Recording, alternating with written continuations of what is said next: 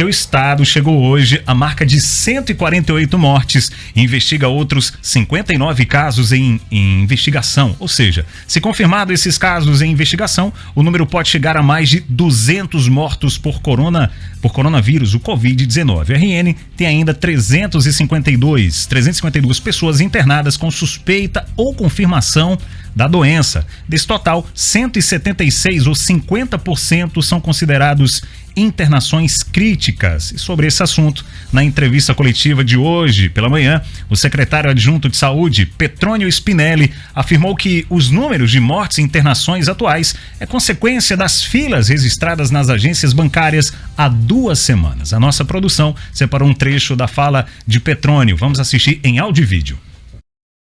Nós apuramos um isolamento social referente a ontem, de, por incrível que pareça, no domingo, menos de 50%. 47,93% é um isolamento social que nós precisamos debater, precisamos conversar mais uma vez, particularmente essa semana, que nós vamos ter novamente necessidades de ir ao banco pela questão do auxílio que nós vamos ter, de começar a ser, a segunda parcela começar a ser distribuída essa semana. No entanto, nós temos essa semana o grande desafio, mais uma vez, de pagamento bancário. Nós não podemos, de maneira alguma, esses óbitos atuais, as internações atuais, ele responde exatamente um pico de gente na rua, nas filas, de 10, 14 dias atrás. Essa semana não pode se repetir. Eu quero fazer um apelo para as prefeituras, para todos os órgãos, para os bancos, para a sociedade. Vamos evitar transformar esta semana numa semana potencializadora de novas contaminações. Vamos garantir que quem saia de casa e só de forma imprescindível, saia com máscara, mantenha o distanciamento social. 6:06, Dinarte Assunção, Gustavo Negreiros. Vamos lá, boa noite. De novo, Tom Araújo. O secretário falou uma coisa, eu vou já dar boa noite pro pessoal. Aliás, o pessoal tá aqui no meu WhatsApp já pedindo um zoom nessa máscara. Pediram um zoom. Linda, viu, Dinarte? Daqui a pouco eu vou fazer... A única colorida aqui do estúdio, viu? Porque eu pedi, colorida. Daqui a pouco eu vou fazer o merchan junto com o Gustavo. A gente vai dizer como foi que a gente pediu e como veio. Eu vou começar, eu sou muito cético, então assim, eu sinto falta de que o Spinelli tenha dito que a culpa do descumprimento do isolamento social é em razão das filas da Caixa, sem apresentar um dado que embase isso. Só aqui em Natal, 48 mil famílias estão no cadastro único, que é basicamente o critério central para você ter acesso a esse auxílio. Até onde me consta, cada família pode ter acho que 2 beneficiários, né? Não pode ter mais que 2. Então a gente está falando de, em Natal, por exemplo, 100 mil pessoas quase que têm direito a esse auxílio.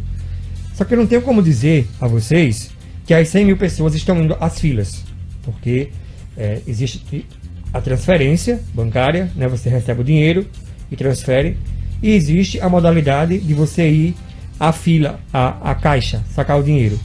Quantas pessoas dessas 100 mil estão sacando e quantas pessoas estão indo fazer transferência? Eu não tenho esse dado.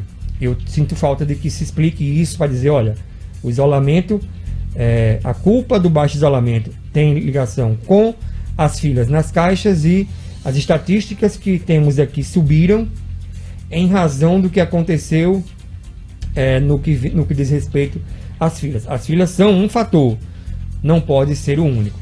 Dito isso, eu vou levar o assunto para... Ontem eu dei lá no blog do Dina uma matéria muito interessante que profissionais, pesquisadores, foram detidos aqui em Natal.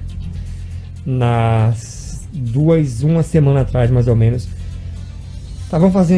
estão participando de uma pesquisa nacional para saber a dimensão exata da infecção de Covid-19 no país. E aqui no estado, a pesquisa vai ser em Caicó, Mossoró, Natal. A pessoa chega, colhe, teste, amostra. O pessoal suspeitou de que era fraude, porque os pesquisadores não estavam devidamente identificados. Chamou a polícia, o pessoal foi preso. Ouvi isso em outras cidades, mas eu chamo a atenção para esse caso porque lá no Amazonas, as 3 cidades conseguiram já concluir a pesquisa. Constatou-se que em Manaus, Tom, hoje oficialmente tem pouco mais de 10 mil infectados e 900 e tantos mortos. Quase a taxa de letalidade... Qual a população de Manaus? Manaus tem pouco mais de 1 milhão de habitantes. A taxa de letalidade em Manaus, com as estatísticas que se tem hoje oficiais, é de 10%. Enquanto no mundo todo se sabe que desde o início a letalidade da Covid-19 giraria em torno de até 2%. Manaus tem quase 10%, porque tem 10 mil confirmados e 1.000 mortos. Aí, essa pesquisa já concluída em Manaus detectou que, na realidade, Manaus tem 200 mil pessoas infectadas, não tem 10 mil. E quando se pega os 200 mil, a taxa de letalidade cai para 0,5, que os mortos continuam os mesmos, quase 1.000, mas os infectados vão para 200 mil, não são mais 10. Eu trago isso para vocês terem ideia da importância que é dados que reflitam a realidade. Qual é o boletim de hoje? Temos quantos mil infectados, quantos mortos. Esses números não refletem a realidade do nosso estado. O que é palpável e o que é tangível está no roteiro, e você ainda vai chamar a atenção, é o fato de que estão esgotando os leitos, não há mais vagas em alguns pronto-socorros, em algumas unidades, mas para qualquer política pública, eu não sou da área, mas acompanho, é preciso que você tenha estatísticas sólidas, e as que temos não são.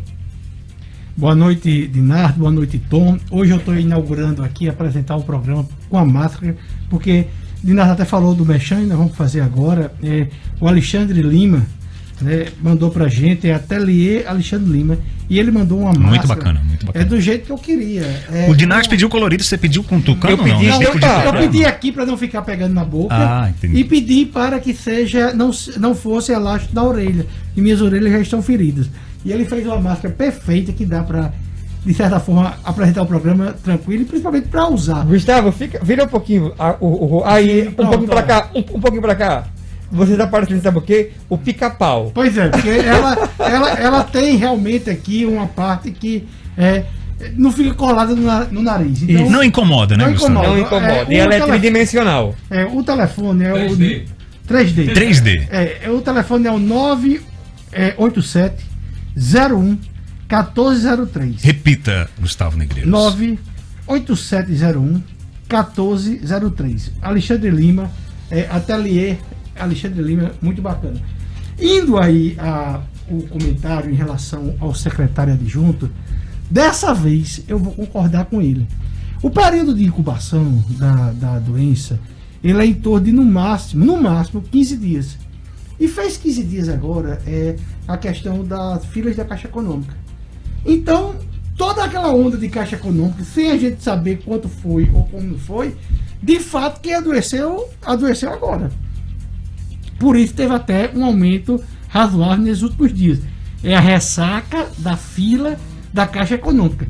Quanto isso significa, eu não tenho a menor ideia. Quantas dessas pessoas foram para a Caixa Econômica, também não tenho ideia.